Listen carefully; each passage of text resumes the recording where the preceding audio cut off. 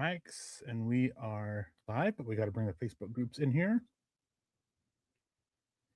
and save the changes. Hopefully everything's working. I think, if I remember right, everything was working this morning. There's one. There's two. Welcome into another episode of Dove Valley Deep Divers. I'm your host, Erick Trickel, and joining me as always on Friday nights is Lance Sanderson. Lance, my man, before we get into it, there's been some big news since the last time we talked, and, we get to sit there and take a look and call myself an idiot from a week ago with some stuff that we talked about on the show last week. But before we get into that, how are you doing? Dude, I could probably be called an idiot as well because I said that I didn't know that the Broncos were going to try to make a big splash at receiver. And obviously the big news about Jaylen Waddle happened, 2 days after the last week? Like that, 2-3 days. Regardless, like, we can both be idiots. I'm doing all right. I'm exhausted. Like, with work, I have been, so counting tomorrow will be 13 of 15 days straight, with every single day being, one day being every day being 12 hours or more. It's been rough. I've been going. Last night was a wild ride. Went to drop my kids off with my parents for a little bit and came back home this morning at 4 a.m. I'm exhausted. And with the following up with news, the March Madness tournament going on and trying to follow along with that, it's been a lot, but I'm doing good. Very excited to talk with you tonight about, what's going on with the Broncos over the next couple of weeks. Obviously, the draft's right around the corner. Free agency is kind of expired. So we'll get into all that here in a minute, but I'm doing good, man. How are you? I'm doing well. I'm actually, for once, not exhausted, so I'm glad you can take that mantle off of me, even though it was a 4 o'clock AM morning for me doing the show. I was able afterwards. I always go and try to get a little bit of nap in before I start the rest of the day. And I had a great little nap in before having to get up and get to work and do some schoolwork with the kid who we homeschool. So that's great. But yeah, as you mentioned it last week, it was, no, I don't see Denver making a trade for a wide receiver. I don't think they're going to do it. I don't think they're going to trade for and well, Jaylen Waddle's in town. So glad to be proven wrong on that one, because I wanted Jaylen Waddle really bad prior to the trade deadline, and it came really close. I think it was Zach Stevens of DNVR who basically kind of hinted at or said flat out that had it been another hour before the actual deadline, Waddle was probably a Bronco before the deadline. That they were that close. They just ran out of time.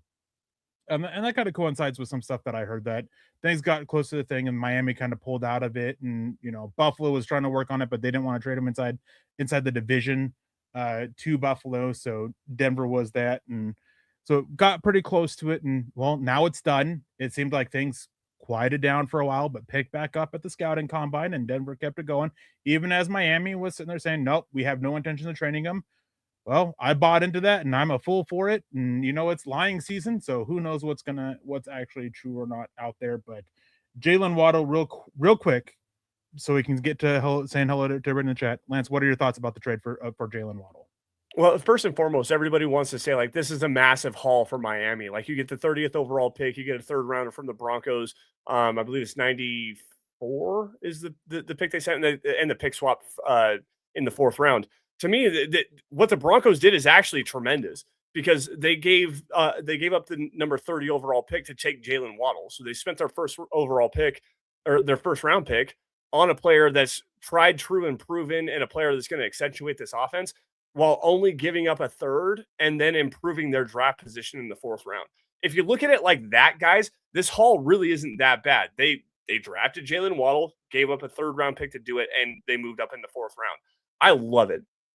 I love the fit in the offense, especially with the ability of Jaylen Waddle working on dig, crossing, and slant routes, which is a heavy, heavy dose of what you see in the Sean Payton offense. And I understand Davis Webb is going to be calling the plays here, but it's still Sean Payton's offense. He's just going to be coordinating it. I love the fit. It's an accentuation piece that's a greater version of what Marvin Mims and Troy Franklin brings to this offense. He's a guy that can create instant separation. He's great after the catch. He brings some punt return versatility.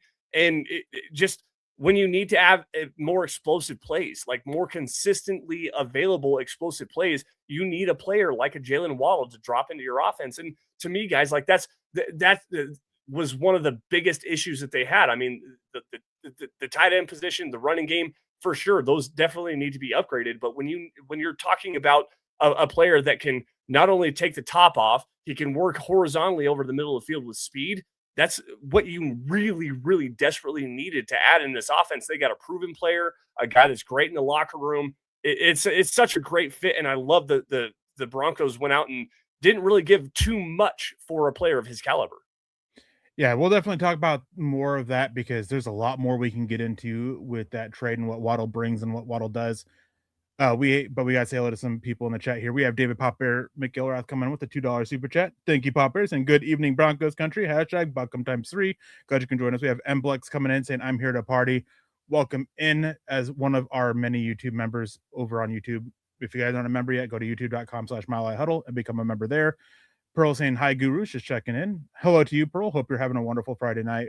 Michael Ronquillo saying, hit those thumbs up and subscribe to the Mile High Huddle podcast on YouTube and become a member of the Mount Rushmore supporter and join the Mile High Huddle podcast Discord. Go Bo Broncos. Yes, definitely. Thank you, Michael, always for the read that we can do to promote ourselves and everything like that. It's a lot and we can often forget it. Michael also coming in talking about another thing we're going to talk about here in a little bit. Broncos signed an outside NFL free agent, first one in safety and special teamer and Tyson Anderson. We'll get that. Signed him from the Buffalo Bills. Charlotte saying, hey gang, family night. So I'll catch you all on the delayed watch. Hope you're having a wonderful night. Hope you're having a wonderful time with your family. If you played some games, hey, let me know what games. I'm a big board game guy. Max coming in from Canada, not California, saying evening, everyone. He also did catch the little bit of the joke there of a dum dum have gum gum. National Treasure, Easter Island Head. You ever see that? Have you ever No. seen? No. Yeah, I changed Lance's name as a joke on that, and forgot to change it back before we went live. So, well, we got someone that caught it, that's for sure. But yeah, Lance was saying leave it, see if anybody can caught it, and somebody caught it. So Stormbless saying hello, all work's busy tonight, so probably won't stay long. Just thought I'd pop in and say hi. Hope everyone is having a good night. Hope you're having a wonderful night. Hope you have a good time at work. I know it can be difficult. Phil McLaughlin saying good evening, Eric and Lance. Can't wait to see Sutton and Waddle get 1,000 yards this season each. I hope, and not total. I totally expect both of them to, barring something extreme happening. I do have an expectation of both of them breaking that 1,000 mark. Do you? It's interesting because Waddle, for what he brings to the offense, I think it will open that up. And with the desire from this Broncos passing attack to throw the football as often as possible, I believe Bo Nix led the NFL in passing attempts this last season. Now you finally have two reliable options that you can really depend upon, and especially getting one over the middle of the field and a guy like Jaylen Waddle. I think that you can get it. I absolutely you can with Courtland Sutton and the deep ball contested catch ability. Jaylen Waddle can do some of that as well. Like, yeah, you can get 1,000 yards from both of those guys this year. Yeah, and Max and USA Dave coming to say not at the museum. Did I say National Treasure? You did. I meant night at the museum. Wrong movie. Completely wrong movie. Nothing similar. Just wires crossed in my brain. Well, it's Nicolas Cage movies. You're good. No, one's Ben Stiller. Oh, that's right. My goodness, holy cow! Not at the museum's Ben Stiller, and oh man, we're Dick already Van Dyke off the rails. is We're one of the already older off the guys rails. in it. I absolutely love Night at the Museum. I can't believe I mixed those up. Robin Williams is in that movie too. He's Teddy Roosevelt. Is that right? Yep. Robin Williams is Ben Stiller is a national treasure. There you go, Max. You explained why I got my movies crossed. Ben Stiller is a national treasure. But anyways, getting to this, there's a lot to talk about. Again, what is Waddle's yak average? Not great. He's decent, but he's not a big yak guy. Very explosive vertically, and all that. But we'll get into that more. We're going to get into a lot of what the Broncos haven't done, what they still can do. But before we get to that, we do need to talk about some underdogs a little bit. Yeah, guys, the college basketball tournament is back. The upsets are inevitable, and Underdog is a place to get in on all of the action. Not on Underdog yet? Well, guys, you're in luck because new customers score $50 in bonus entries when you play your first $5 on Underdog Fantasy. Yeah, exactly. And playing on Underdog is easy. Just pick whether players will go higher or lower on sets like points, rebounds, blocks, and so much more. You guys get your picks right, and you can win up to 5,000 times your cash. Plus, there are new promos dropping daily in the app. Yeah, guys, Underdog is so much fun. I won $200 on a parlay back into the football season, but download the Underdog app today. Sign up with promo code MHuddle to score that $50 in bonus entries when you play your first $5. That's promo code MHuddle. Millions of fans have already won billions of dollars making picks on Underdog. Will you guys be next? 18 plus, 19 plus in Alabama and Nebraska, 19 plus in Colorado for some games, 21 plus in Arizona, Massachusetts, and Virginia, and present in a state where Underdog Fantasy operates. Terms apply. See assets.underdogfantasy.com/web/play and get terms _DFS_.html for details. Offer not valid in Maryland, Michigan, New Jersey, Ohio, and Pennsylvania. Concerned with your play? Call 1-800-GAMBLER or visit ncpgambling.org. In New York, call the 24/7 Hope line at 1-877-8-HOPE-NY or text HOPE-NY 467-369. And thank you, Underdog, for the sponsorship. People coming in, Chuck Norris passed away. People are saying rest in peace for that. Michael saying he passed away last night. News broke this morning. I don't know exactly when he passed away. I know he was a big part of a lot of people's lives in, through film and television. Wasn't one in mine, but Walker Texas Ranger was a pretty decent show. But back to the Broncos, I think with Jaylen Waddle added, I'll ask you first. Besides Bo Nix, who do you think is the biggest benefactor of Jaylen Waddle being added?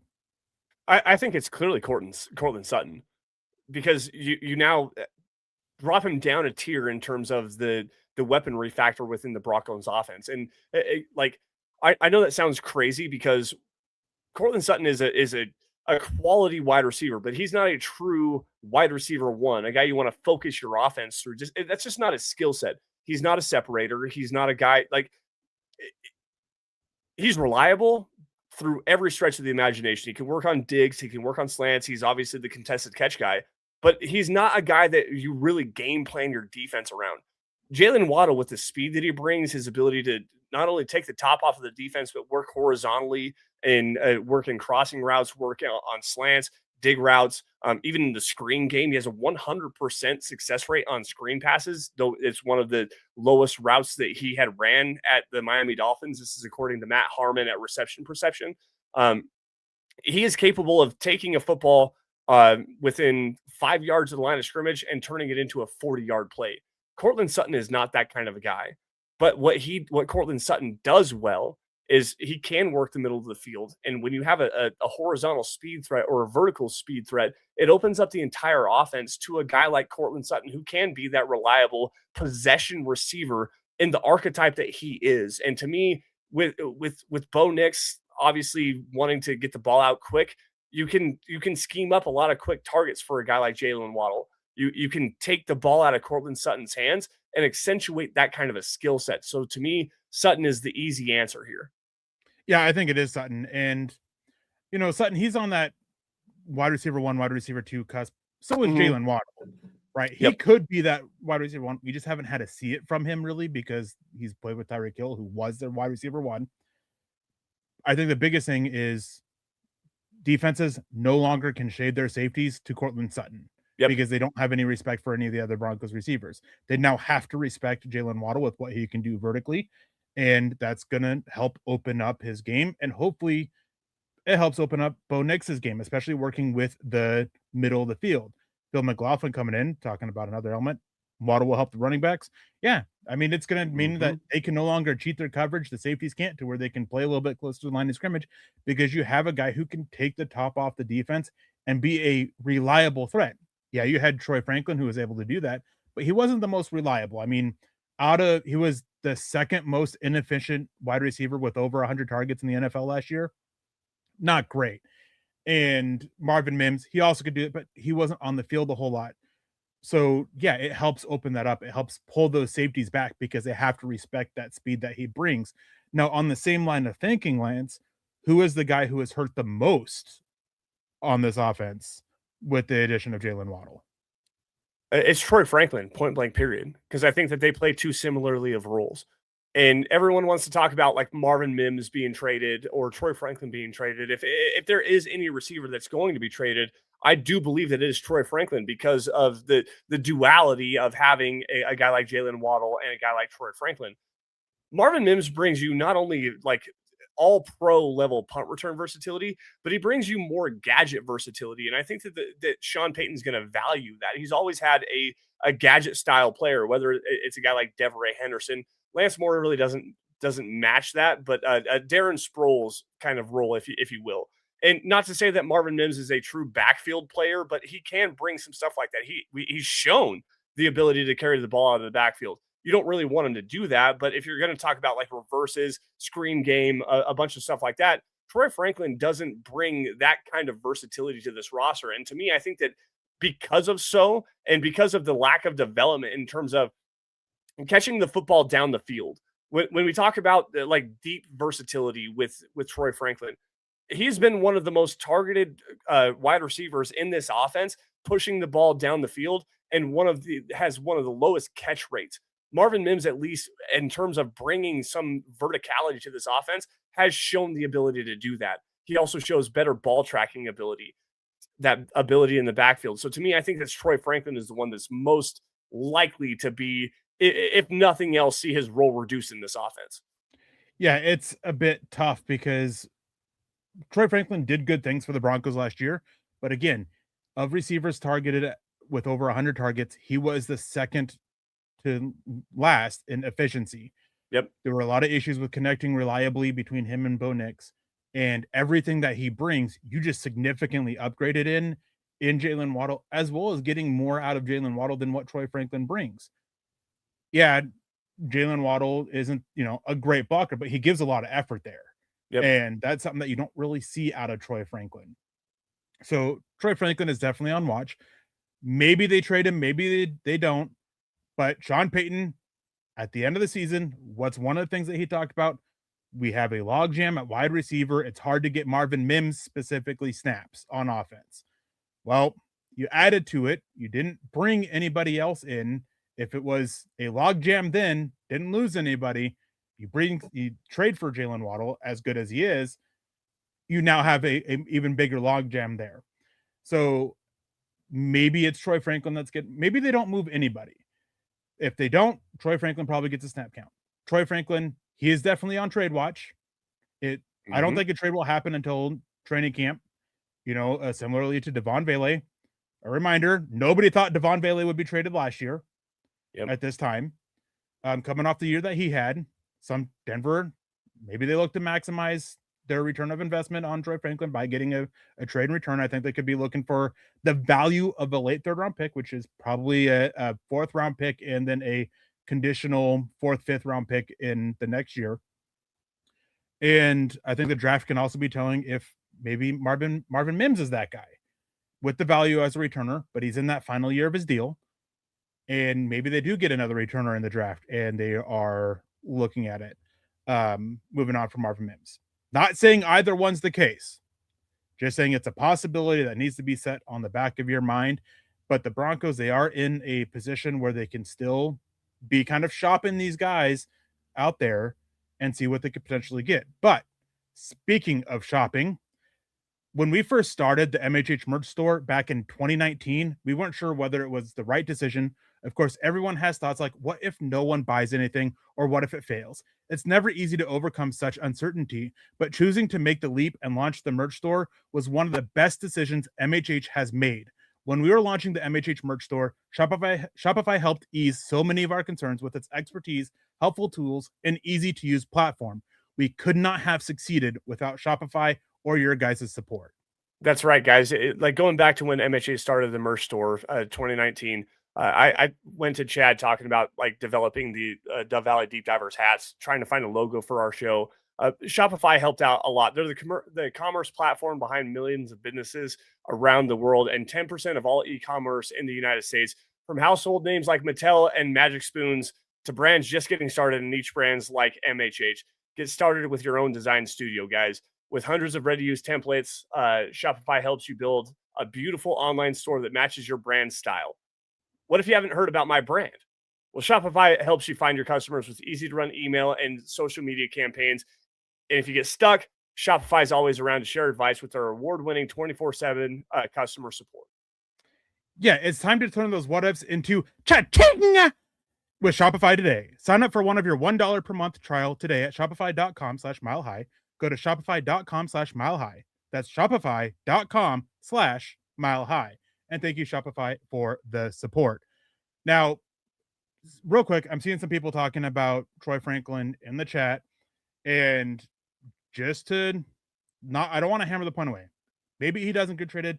Maybe he does. But there were issues here with him on the field last year. Obviously, one of the biggest ones being drops.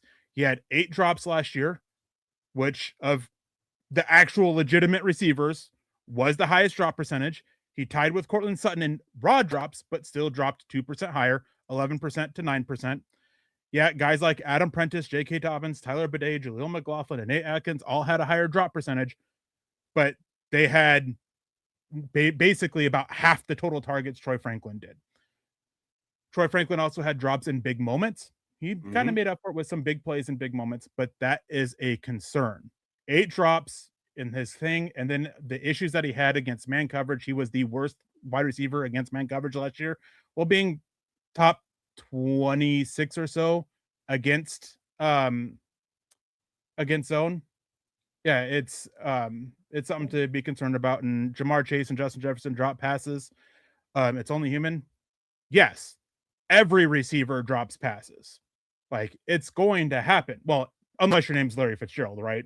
Like, the stat that he has more tackles than drops is absolutely insane. It's ridiculous.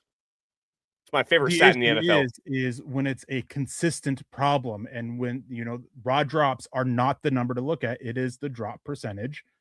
That is what you want to look at, because it factors in the amount of targets a player has. Justin Jefferson and Jamar Chase, those are great receivers who, yeah, they have drops, but Jamar Chase last year, he had 6 drops, 4.6%, right? That's what was Troy Franklin's 11%. And then Justin Jefferson was mentioned. Well, Justin Jefferson, all right, he had 5 drops last year, 5.6%. They are elite receivers that are getting targeted a lot, and that is part of why they make more than make up for it. And Jamar Chase has more drops in the last 2 years than Troy Franklin. Yeah. He also percentage, like guys, drop percentage is still lower for Chase than it is Franklin. Percentage, raw numbers are not what you want to look at, because the usage of Jamar Chase is significantly higher. He's getting more opportunities to drop those passes than Troy Franklin, but still dropping less of those a lower percentage of those targets. This argument's silly to me. Like, Jamar Chase is one of the most targeted wide receivers in the NFL over the last 3 seasons. Like, he's well on his way to 400 targets, not 300. Like, come on, guys. Let's be serious here. Like honestly, Troy Franklin's a fine wide receiver, and he's a great depth piece. Like, he brings a certain skill set to this offense and a familiarity with Bo Nix going back to Oregon. But is he really a player that you want to have out there on every single down in terms of not only being a receiving threat, but let's talk about blocking. Let's talk about special teams impact. What does he bring to the special teams unit? He's not out there. Yeah. Come on, guys. Let's be honest about this, please. Let's be honest. It's frustrating. I have nothing else to say about it. It's a dumb argument. It's a dumb argument. Yeah, I mean, it's when you're talking about drops, again, you got to factor in the percentage, because you got to factor in the amount of usage that they have. Yes, on a raw stat, Jamar Chase, who had 16 drops in the last 2 years, did have more drops than the 12 drops Troy Franklin did. But we are talking a player in Jamar Chase who had 200 more targets, almost exactly than Troy Franklin did over the last 2 years. So that's being intellectually dishonest, guys. Like, it's a drop. So anyways, I digress. Denver may or may move on from a wide receiver. It may or may not be Troy Franklin or Marvin Mims. We'll have to wait and see on that.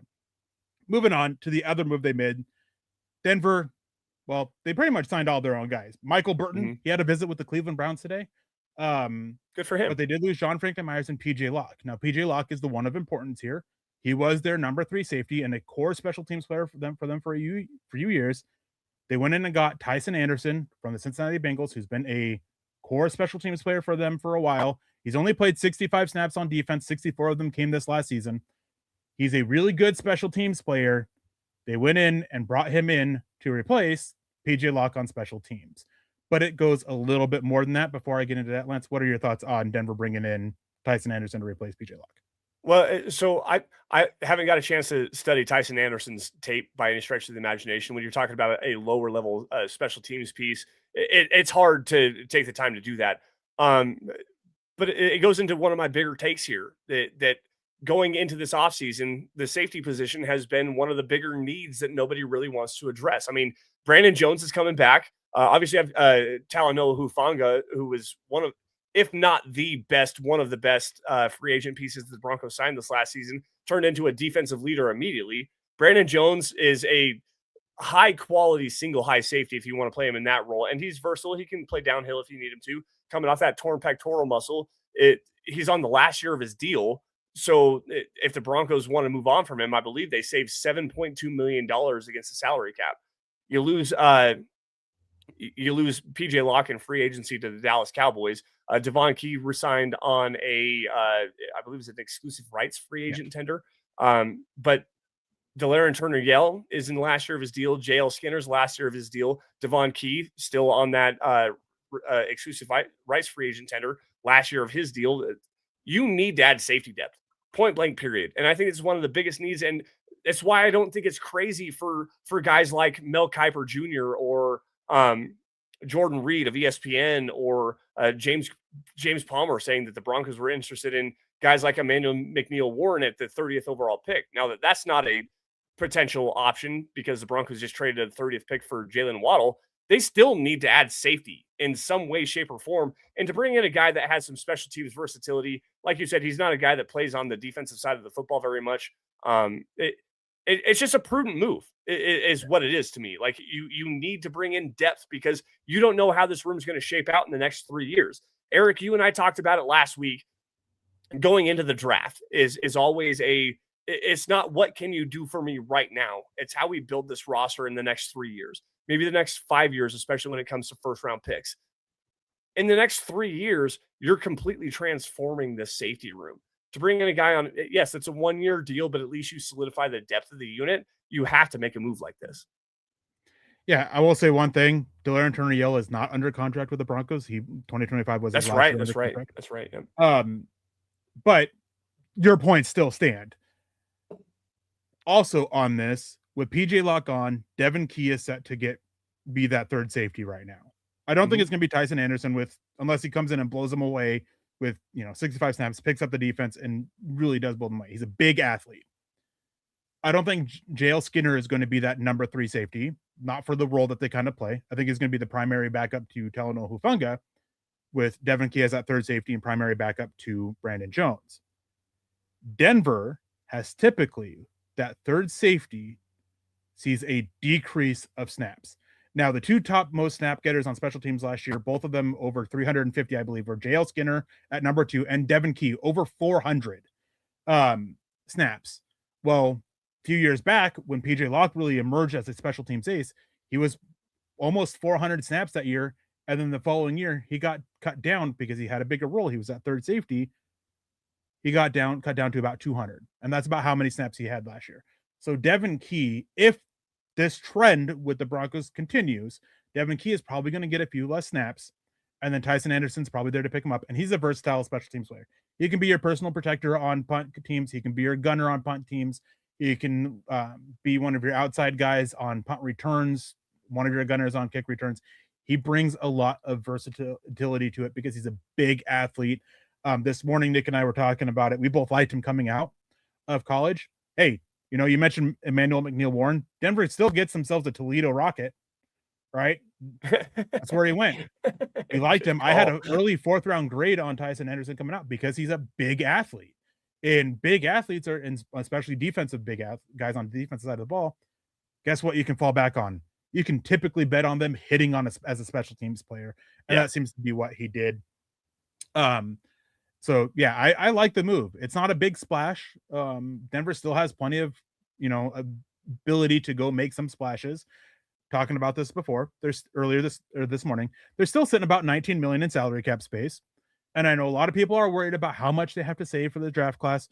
Don't worry about it. It's minuscule. I think it's under 3 million now at this point. Because remember, off season, it's a top 51 contract. So every contract over a certain amount pushes another contract off. And right now, when I last looked at it anyways, Denver's only, at the time, their first, second, third, and both 4th round picks would count against it. Well, now they don't have that 1st and 3rd. They only have that 2nd and 2/3. So it's actually probably only about 1.5 million of salary cap space they have to save for it. On top of that, they still have Dre Greenlaw on the salary cap. He is still counting 8.19 million against the salary cap right now. He will continue to count against the Broncos salary cap until June 1st. Post June 1st designations, you don't get that salary cap space right away. You get it on June 1st when it finally comes off the books, gets split over the next 2 years, and now Denver has 6 million in it. I missed that they post June 1st cut him. I thought that they just released him. That's interesting. First, and that's where your draft class money is going to come from. It's going to come out of that. So they still have plenty. There's still a lot of guys out there that they can go out there and make. That's interesting. And I mean, $19 million, you can still go out and make a splash. And this, Eric, is where it kind of comes into the conversation we wanted to get into at the start of the show here. What comes next for the Broncos, guys? I mean, you go out, you make the big trade for Jaylen Waddle, bring back all of your own free agents and kind of give them that cost of living bump, if you will. Alex Singleton on his deal, Justin Strnad coming back as I don't want to say paid as a starting linebacker, but kind of has that role. I don't want to say given to him, but almost given to him. I mean, you pay him that amount of money for what he is as a player. And the fact that he played as well as he did this last season, you have a lot of flexibility still here to go and make another move. What else is out there, Eric? Like where would you want to see this Broncos team go to? I mean, we talk about it all the time. You want to add fresh blood. You want to add to what was a team that was in the AFC Championship game. They were obviously one half of football. Bo Nix's broken ankle away from being in the Super Bowl. And you and I hammered them 2 weeks ago. What moves are still available? I mean, like, to me, I think David Njoku is the one that makes the most sense. But where would you want them to go, given the fact that they have $19 million in cap space plus extra coming back to them in June? Yeah, I mean, I think defensive line, and this is something that I've talked about a lot. Savion Jones, they lost over 500 snaps with John Frankenmeyer's leaving. Savion Jones played 33 snaps. I don't expect them, and I don't think, based off what's been going around, that they're looking at Uwazurike to step in outside, that they want to keep him in that role. He played about 400 snaps. He's the biggest defensive lineman. He's the only one that's over 320 pounds at what he plays at. They kind of like him being able to move him around and kind of being a 0 to 4 technique, depending on the down and distance. I don't think they're going to look at him to be that 5-6 technique that John Frankenmeyer's was. That's Savion Jones. So can Savion Jones step up and be that? We don't know. He only played 33 snaps last year. Yeah, there are some flashes, but run defense is still a big mystery. He didn't have flashes there when on the field. Can he step up in that? You want to protect yourself in case he can't, but you still want to have that door open for him to still see the field. So a veteran, Cam Jordan, Calais Campbell, they've both done that role before. They're both older, 1-2 year deals that affords you to buy that time for Savion Jones in case he's just not ready yet, while still being able to, work the snap counts and the rotation to where you can still get him on the field a little bit more. Yeah, and the big name here is dang it, you gave me his name, Cameron Jordan. I wanted to say Jordan Cameron for some reason. Cameron Jordan, that's the big one here. He's 36 years old, kind of dabbled around with some TV there after the season, but that's the guy that you're really kind of looking at here in terms of a veteran free agent signing that can come in on a cheap deal that can add some depth to the pass rush unit and just be another guiding force for a guy like Savion Jones, playing that 3 technique to 5 technique, maybe a 7 technique if you really want to. And when I say when talking about that, guys, a 3 technique lines up face up against the guard, 4-eye, and like on the inside shoulder of the offensive tackle. 5 technique, head up against the offensive tackle. 7 technique to the outside shoulder. So a guy in that particular mold. Wazirike is one that I kind of wanted to get a little bit more insight on you, Eric, because I remember going back to the draft. Was that 3 years ago? Maybe 4 years ago? You were super excited about him coming out of Iowa State. You and I went back and forth a handful of different times talking about the length that he plays with, because he's got incredibly long arms. I think 34.5-inch arms is what he came with coming out of Iowa State. The push-pull technique, the swim moves, the first step explosiveness. How can he be a player that, and do you think that he can be a guy that can really step up within this defense, given an expanded role without John Franklin Myers? Wazirike, as in trying to replace Franklin Myers? Not necessarily that particular role, but just how can they utilize him in terms of, if they don't go make another piece, what can he do to maybe expand the growth that he's shown over this last season? I think what you kind of just want to cement him in as what he is. Okay. I don't think you want to add him more on his plate, especially after being away for a full year from football. Yeah. You just kind of want to ease him back into it, which is tough because he was a little bit of an older player. So I think you just kind of want to expand what he is, which is why whenever I talk about him as a potential replacement for John Franklin Myers, it's like, you don't really want to do that. But we're going to move on. We did see a comment here from Denver Luke. Are we going to do a mock draft? We are going to fit one in. We're going to transition over to that here in just a second.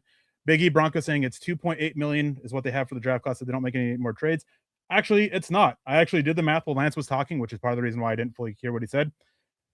With the 3 contracts, the only 3 contracts that will count is the 1st and 2/4. They're the only ones that would count against the top 51, barring any other moves made right now. And I think that doesn't include Tyson Anderson's contract yet being brought in because it's not known. So that would still bring changes. But without Tyson Anderson, you know how much money that Denver would have to have in cap space to sign their rookies? $520,242. That's it. Because they are pushing 3 contracts off the thing that are basically 3.4 million. Yeah. And then they only have about 3.9 million in coming in. So it's not much. You don't need to worry about salary cap space for draft picks. That's one thing that I'll say every single year. Well, and also because you have $19 million in already available cap space as it currently stands right now. You don't need to worry about the draft picks anyways. More later on. Yeah, like come on, guys. Proud by Sonny Demand coming in saying any chance Drew Sanders can contribute? Could it be a reason? Dre Greenlaw was like, no. I would be surprised if he makes this roster. He wasn't going to make the roster this last year until he got hurt. They just kind of kept him around for that. Honestly, I'm surprised. Yeah, go ahead. I was just going to comment on Sanders. Go ahead. Well, with Sanders, I'm surprised they didn't release him with an injury designation. He was cheaper to keep around than to release him with that, if I remember correctly. It was easier to keep him on injured reserve because of the way the rookie contract, was for a third year rookie. Yeah, they could have released him with an injury designation and lost money. He's not going to be around, guys. Yeah. So once he got hurt, because there's injury guarantees in rookie contracts. But Phil McLaughlin coming in saying, great show tonight, guys. Got to run on my way to watch original Star Wars and The Exorcist in a Midnight Madness event. That sounds fun. Awesome. It sounds a lot of fun. I would probably leave after Star Wars and not watch The Exorcist. Not a fan of the movie. Not that it's a bad movie, just not my cup of tea. But let me go ahead and get over to a mock draft simulator. Let's use Pro Football Focus, even though I strongly disagree with their rankings anymore. And get this mock draft simulation underway.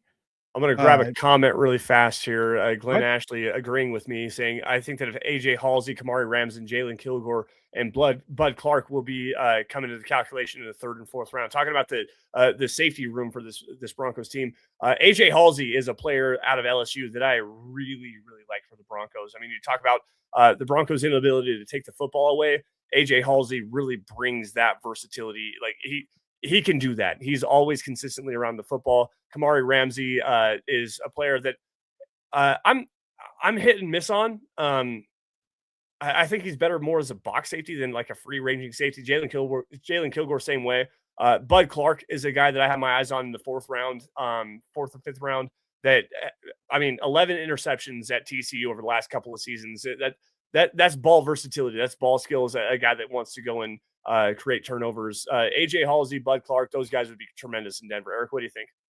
Yeah, I'm a big fan of all these guys. They're in that. AJ Halsey is a second round grade for me, all the way to a pair of fourth round grades, or a fourth round grade in Bud Clark. Bud Clark would probably carry a second round grade if it wasn't for his medical history and his age. Size too. I'm not as concerned about his size, not with his play style. Fair. But it's the medicals. I mean, he had 3 serious leg injuries in 5 years. He's a 6-year senior. So there's a lot of concerns there. Jalen Kilgore, I think, is going to end up being a nickel. He's like that Georgia Bulldog safety from a couple years ago that came into the NFL. I can't remember who drafted him, but they've played him exclusively as a nickel. Hold on, let me think. Drawing a blank on it. Tyke Smith? Yes. Yep, you're right. I think it's who it is. That's kind of what I see from Kilgore. So not so much Kilgore for Denver. But Halsey, he's a dude, 220 plus pounds, and a lot of people are going to see that and be like, "Oh, he's a box linebacker." No, he is not. He can if you fly. turn on his tape, you will see that he is actually worse closer to the line of scrimmage than he is farther away. He's got good range, not single high safety range, but he's got good range to be a hash safety, working in a split field.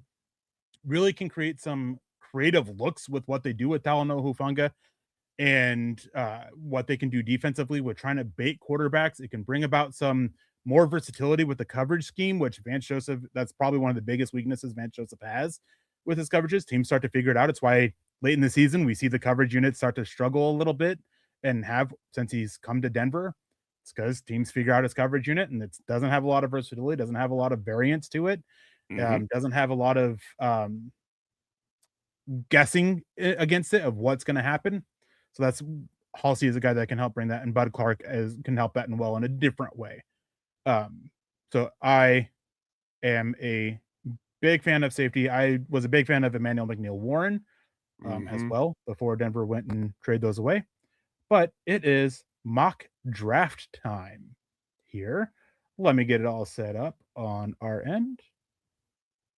There we go. I'm going to click start.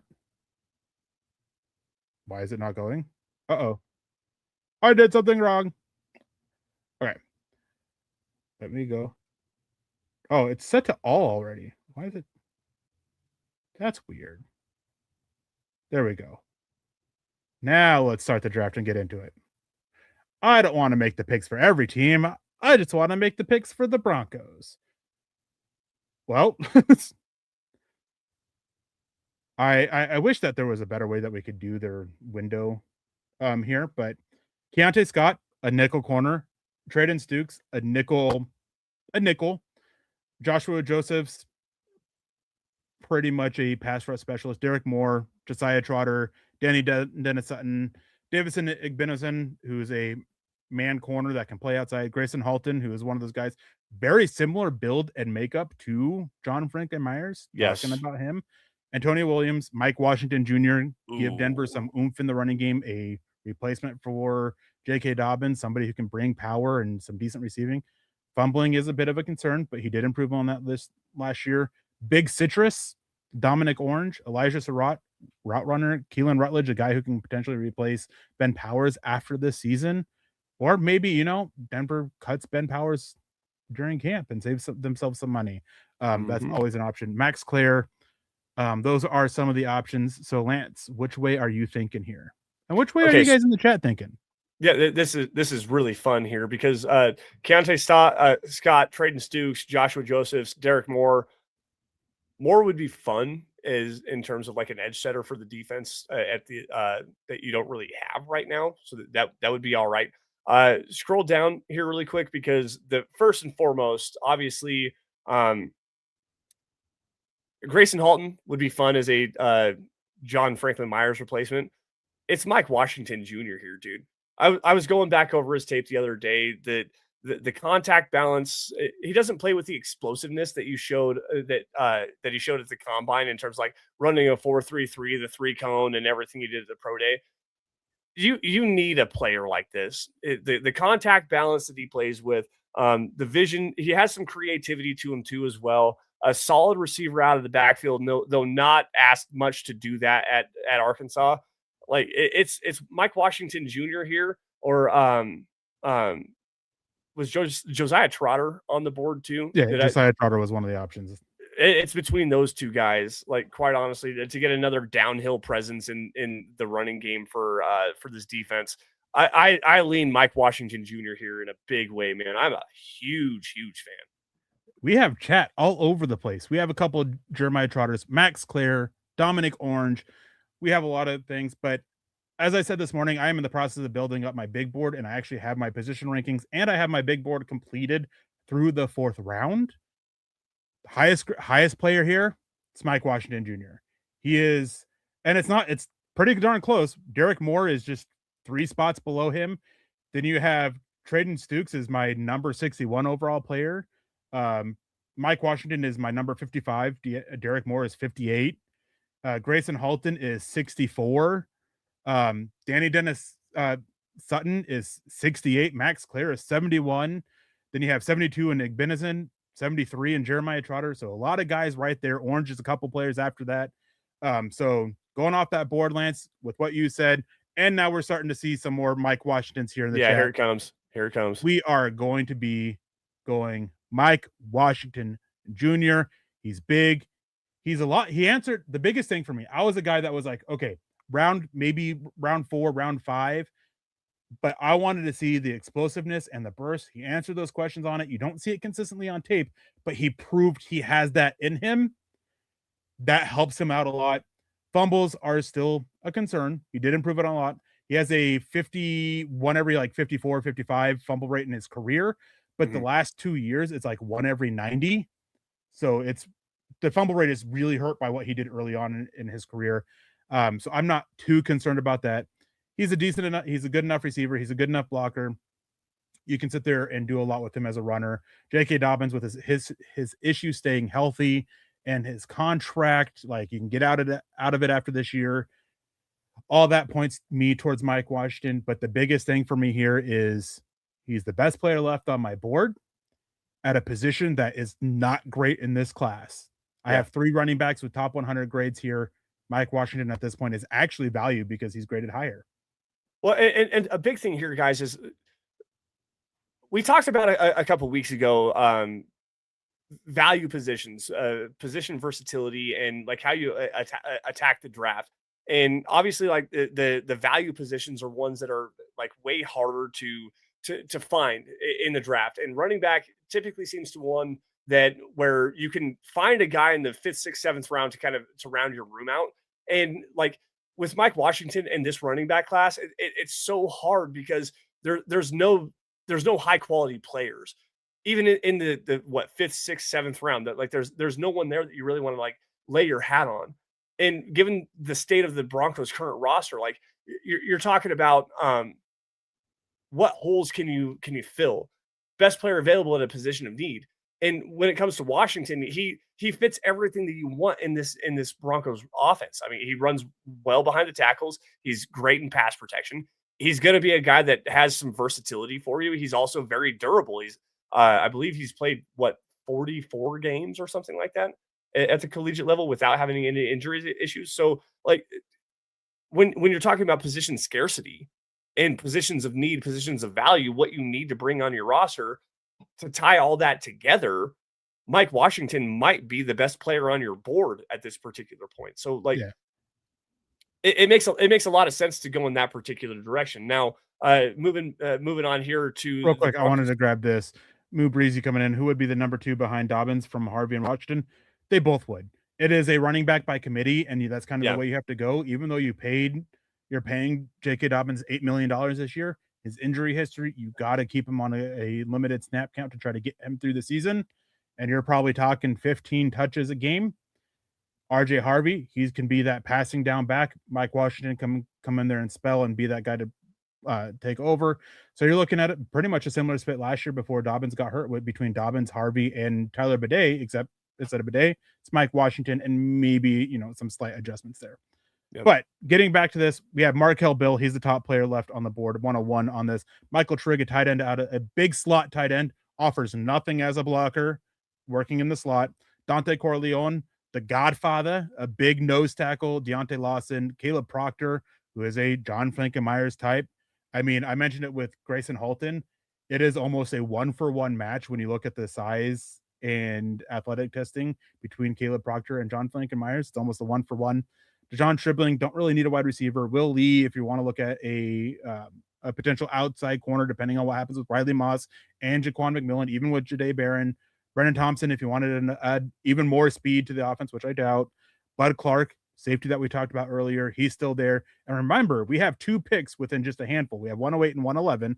Xavier Harris, rare size for a nose tackle who can play up and down the line. So Landon Robinson, a small defensive lineman who's just so quick and athletic. Lance, what 2 guys are you looking at right here for the 2 picks? Okay, first and foremost, Markel Bell. I believe he was a left tackle for the Miami offense. Big guy, 6'9", I think 320 plus. He's a big athletic mover, way better in pass protection than in terms of as a run blocker. Like dancing bear is really the way that you want to like diagnose this player, if you want to call him in scouting terms. That makes a lot of sense to me.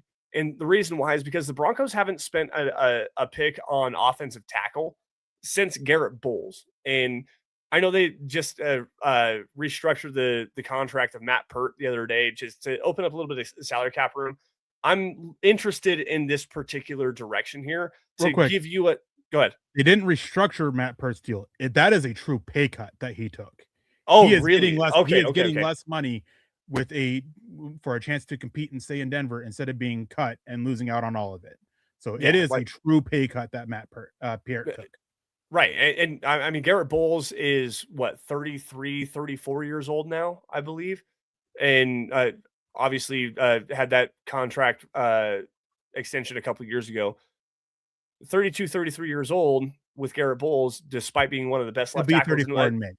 Yeah, like he's getting elevated there in age, and I'm not sure what the contract looks like. Regardless, Markel Bell, like we're talking a developmental tackle here that you can step in and play on the left side. He played primarily the left side. That makes a lot of sense here. Dante Corleone, though, is a direction I'm really looking forward to here because with DJ Jones also being on the elevated side of things, you want a true nose tackle run stuffing player here. Cincinnati did a lot of weird things with their defense where they slant everybody. Corleone isn't athletic enough to move like sideline to sideline, but if you need a guy that you can sit as a 0-1 technique nose tackle and just be a gigantic plug in the running game, that's Dante Corleone, and that would help a lot with his defensive line. There was another player, Eric, if you wouldn't mind scrolling down really quick. Proctor makes a lot of sense. It's Bud Clark. Bud Clark's the one I wanted to get to. Again, another depth safety, free safety, a guy that has a lot of range, can take the help from teams taking the top off the defense and attack the football. Man, between those 3 guys, that's the direction I'm going in here. What do you think, dude? What 3 is it again? Bud Markel Clark, Bell, Corleone, and Markel Bell. Markel Bell. Well, first of all, you said something that angers me about Markel Bell. Developmental tackle, they don't exist, guys. If you're drafting a tackle outside of the top 64 picks, you're having a less than 10% chance of them even being a backup at the NFL, like a quality backup, I should say. There's a lot that end up backups, but that's just because offensive NFL is desperate for help. And very rarely do those developmental tackles end up starters. It's a nice thought. It can happen. It's just very thin. I'm not a big Markel Bell fan in the first place. And I wouldn't be looking at him here. Personally, I'm trying to find him. I know he's in my big board somewhere. Maybe not. Yeah. Sorry. He's my 130 some odd player. I have him as a late 4th round pick. Okay. So unless chat overrides me and we get a lot of Markel Bell here, which is very possible, I wouldn't be going Markel Bell.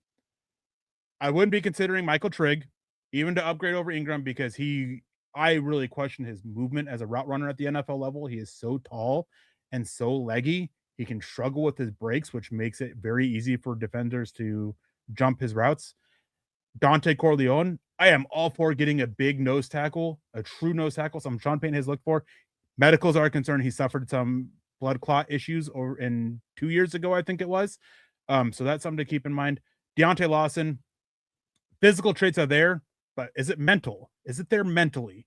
And linebackers, it has proven time and time again, you can be the best athlete, but if it's not there upstairs, it's going to be a little bit problematic. Caleb Proctor, as big of a fan as I am of him, he is very Savion Jones. You're not getting a run defender out of him. He's a pass rush specialist that from the inside that you can kind of move to a few different spots. So it's tough here. I think Dante Corleone, that's kind of where the chat's going. That's where we'll go. Yep. And we'll reevaluate here in just a couple picks, see how things go. A lot of same guys we weren't even talking about. Dejon Stribling and then Billy Schroth come off the table. Bud Clark is probably the guy that stands out the most here for me at this point. Justin Jolie, I mean, sure. Jack Endries, if you want a tight end who can play the slot that actually offers up some decent blocking, who can probably line up a little bit. I like Jack Endries the most out of those guys that are left of that. And going over to the position rankings here that I have, looking for this, Jack Endries is actually higher than Justin Jolie for me, and not far behind Michael Trigg. But again, for Denver, with what Denver's looking for specifically, I would have Jack Endries over Michael Trigg. I don't disagree with you. I would also have Justin Jolie over Michael Trigg as well, because Michael Trigg is I don't want to say souped up version, but a younger version of Evan Ingram. Like they're very similar roles, if you want to put it that way. Trigg is a much better contested catch player than Evan Ingram ever has been. So that could be enticing for you, but he's not a tight end, guys. He's a big power slot that just wins with athleticism and the fact that he's gigantic. Like this is a big player here. I think Erick, I'm going to go back to my own personal biases here based on what this roster needs. And I think that safety is where I want to go with this. I think that I think Bud Clark is where I want to go with, because with Talanoa Hufanga being able to play closer to the line of scrimmage, you need a player that can work in single high coverage with the match coverage that Vance Joseph wants to run. Where he wants to have a single high player that can work downhill. Bud Clark's not that guy, but I think that Bud Clark is where I would go in this particular direction. I locked in Bud Clark there. I like him a lot. Age and medical, team captain, a father. Hey, all those things that we talked about last year with Denver with their draft class, older guys, team captains, leaders. He fits that bill. And I wouldn't be surprised at all if Denver looks at him, as long as he is, cleared medically. Information we don't have. Go ahead and finish this out. Pick. Go ahead. Yeah, I was going to say, go ahead and finish this out here. Oh yeah, as long as he is, cleared out medically, which we don't have information have. But going to this, I actually see a name here that I actually really like at this point. For what Denver needs, somebody who can be a potential replacement for Evan Ingram, who can actually block in the slot. I don't think he's an inline blocker by any means. Josh Cuevas, tight end out of Alabama. He is a interest. I think he's one to keep an eye in on for this. Looking at some other guys, I mean, if you want to bet on an athlete at wide receiver, Jeff Caldwell with his size. If you want somebody to be a special teams linebacker who can blitz, Trey Moore. He's that Drew Sanders role. Backup tackle, Drew Shelton. There's a lot of questions about how much of a ceiling he has a pretty high floor, but is there much room? Armajay Reed Adams. I'm a big fan of his. I really like him a lot as a potential left guard option going forward. Kalen Black. Although with Mike Washington, we don't really need a running back at this point. So yeah, I mean, there's quite a few guys. Fortunately, nobody from Wyoming here. Hey, I saw his name. His name. So where are you kind of looking? Is there a position specifically that you want to look at? I'm seeing a lot of tight end and linebackers in the chat. Linebacker, Caleb Elam's-Orr here, the linebacker out of TCU is a guy that I really liked watching at the Senior Bowl. Triggers downhill really well, decent in coverage, but if I remember correctly, he's small. Like he's a smaller player. Super stiff. No? He's like 6'2", 235, 238. Okay, so average size. I mean, if you want to add more room to good size for modern linebackers, yeah. If you want to add more depth to the room, Caleb Elam's-Orr like he matches kind of what you want for a depth piece in this linebacker room, because he does offer some coverage versatility. I thought he actually held himself well at the Senior Bowl drills from what I got to see. More trigger downhill player, if I remember correctly from the tape that I got to see. But that would be where I would go here. Yeah, he shows flashes of coverage and he shows flashes of the smarts. He's not the best athlete in the world. Mhm. He's a capable athlete. Still needs to work on the instincts and the reads a little bit, but he shows flashes there where you can kind of bet on it a little bit. Somebody coming in. Have you watched Jaden Roberts from Alabama? Yes, I have. I have not. So I like Alarms and I like Josh Cuevas. This is one where I would not mind taking a shot at a trade, but we're not doing any trades. Now, my question is, how much do we play the board? Because I know there is a linebacker on PFF that I like as a 4th round pick that, from what I've gathered, is well liked as a 4th or 5th round pick that we could get in the 7th round. Do we want to play the simulator? Well, why don't you drop the name really fast and we'll see. No, I don't think I will. You're playing with me, and I don't appreciate that out of you. But it's also the same with tight end too. There's a tight end there that in the 7th round. So do we fully play it? Maybe go with Arma J. Reed Adams and then play the simulator and get the tight end and linebacker later on. Both guys that I have as 4th, 5th round grades. Do it. Let's go. Yeah, you're the one running this thing. I got my opinions on the first hand. Too. I'm asking. So a lot of these guys that we're talking about, guys, I haven't gotten an opportunity to watch yet. So I'm going to let Eric kind of close us out here for the most part, but I'll offer my opinions based on where I think we should go with these last couple of picks here. All right. So tight end and linebacker, that's pretty much a must here, right? And as I said, there are a couple guys here that I like a lot earlier. So linebacker, if you want to take a complete shot on Eric Gentry with his size, his absolute unicorn size, all right. But for linebackers here, tight end, DJ Rogers, I think he actually carries a 6th round grade for me. Really good blocking tight end. Not the guy I was talking about, though. Jimmy Rolder, if it wasn't for 11 games, I think he'd be getting talked about a lot more. He seems a lot more liked in NFL circles than he does publicly. He flashes everything. He flashes the athleticism, the smarts, the techniques. Just 11 games under his belt, so it's a very developmental guy. That's the linebacker I was talking about. And then Will Kasmerick, I think he is probably a top 3 blocking tight end in this class. A true Y, offers up enough of a safety net receiver option that he pairs well with what Denver already has as that blocking tight end. He's the tight end I was talking about.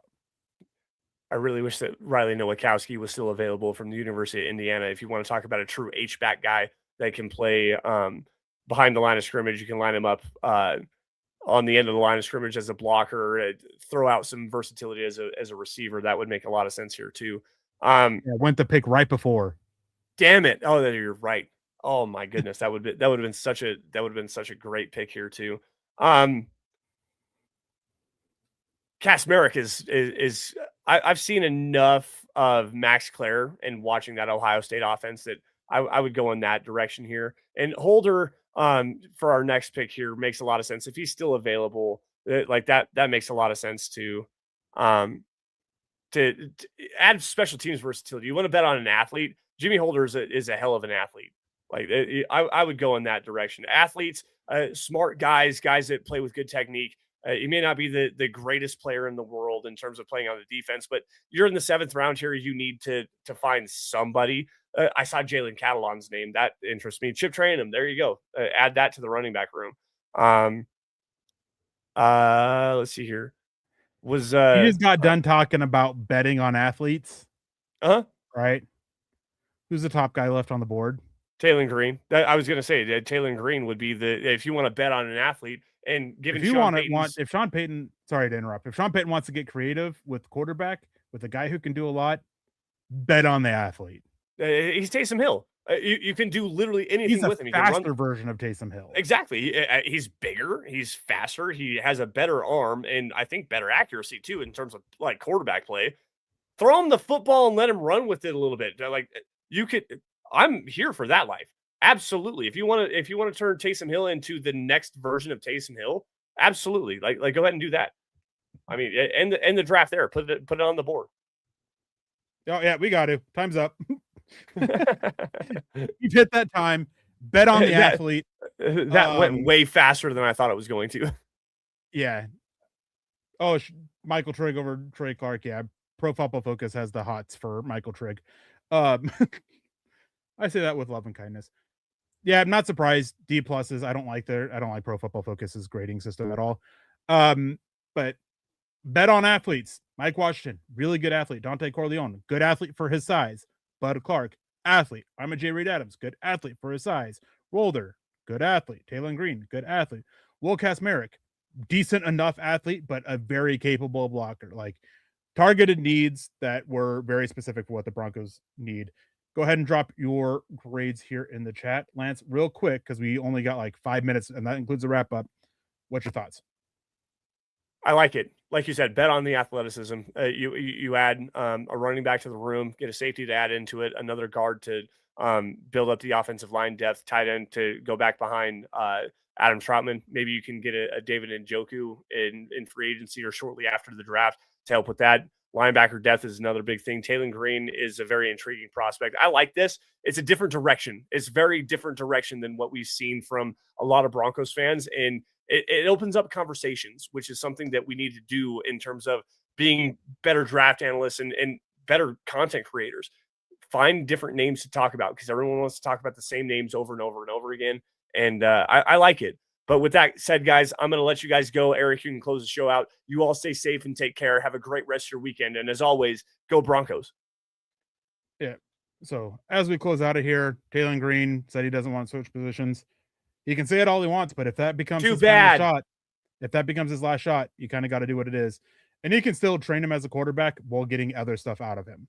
And that's kind of where I was getting at with him. Not necessarily making a move to tight end, but wildcat kind of stuff, things like that. So anyways, that's going to have to do it for us. Thank you guys for tuning in on this wonderful Friday night. But before we get out of here, we do have some last words to say. As you can see, scrolling across the bottom of the screen, make sure you guys subscribe, like, and share. Those are ways that help us with the algorithm that are ever changing and ever being frustrating and headaches on our part. As well as want to say welcome to all the members over on YouTube. And if you are not a member yet, you guys can go over to youtube.com/MileHighHuddle and become a member that way and get access to all the exclusive content that we have going up over there, like Kelberman's Corner and some other stuff that is definitely in the works. Make sure you guys, if you are able to do so, super chats on YouTube, stars on Facebook, those are the way that help support us. They go directly to us. They help keep the light on, help give us a little extra money in the pocket that I then, in turn, I can't speak for everybody, then go to put back into trying to improve the quality of these, getting a new webcam, getting better lighting, and stuff like that. If you guys are able to do so as well, it only takes a matter of seconds. Go over to Spotify or Apple Podcasts and leave a 5-star review for a chance to win some gear, not swag. I hate saying swag every single month. And in the description down below, you have the link for the Discord server where you guys get access to all of MHH basically and be part of the conversation there that is trying to be built up. It's still growing. It's still a process, but it's working. It's getting there. You guys can also follow us on Instagram at Mile Huddle with an underscore between Mile and High and Huddle. And if you guys want to get some hats like the ones that we have on, some shirts, some mugs, some all these other things. If you guys want to get a Broncos for breakfast mug and join Nick and trying to bully me into getting into drinking coffee, well, there you go. MHHmerch.com. You guys get your gear on, not swag. Again, I hate saying swag. You guys can follow us on Facebook, facebook.com/MileHighHuddlePod and facebook.com/MileHighHuddle, where you guys can get access to our wonderful Facebook community that we've built up over the last 12, 13 years. I can never remember how much it is, or how long it is. Memory's bad. Every year in the draft, old information gets pushed out at like how long Mile High Huddle has been around. You guys follow us on Twitter or X, whatever it is you want to call, at Mile High Huddle, at the MHH Pod, at DVDD_pod, myself at Erick Trickel, and at Lance S_MHH. Thank you guys for tuning in for a wonderful Friday night. Hope you guys have a wonderful weekend. Before we get out of here, Lance, any last words? Nope. Just want to say again, you guys, thank you for joining us. We appreciate you for joining us on a great Friday evening. Get away from the real world and everything that's going on out there. Stay safe and take care. Have a great weekend, and we'll see you guys next week. Go Broncos. Yeah. And real quick before we get out of here, just going to stand on my soapbox a little bit. If you guys are struggling mentally, please reach out to somebody. I don't know if anybody else has read it. Dante Moore, the quarterback for Oregon, he spoke about him battling depression while being at 18, 19 years old. AJ Green put out his tribute to Rondale Moore. Absolutely devastating. If you guys are struggling, please reach out to somebody. That is one way in this world that can definitely, everybody can be a little bit better at. It is one thing that is still, the stereotypes are still there, especially for athletes, especially for males in general. It's often gets shunned, it gets pushed down. Please, if you are struggling, reach out to somebody. My Twitter is available. You can reach out to me on Facebook. You can reach out to Lance. You can reach out to anybody at my Huddle. And if you just want to talk, we're there to just talk. As well, we appreciate you guys. You're loved. You're cared for. Make sure you guys stay safe. Don't drink and drive. And as always, choose kindness and compassion. And of course, go Broncos.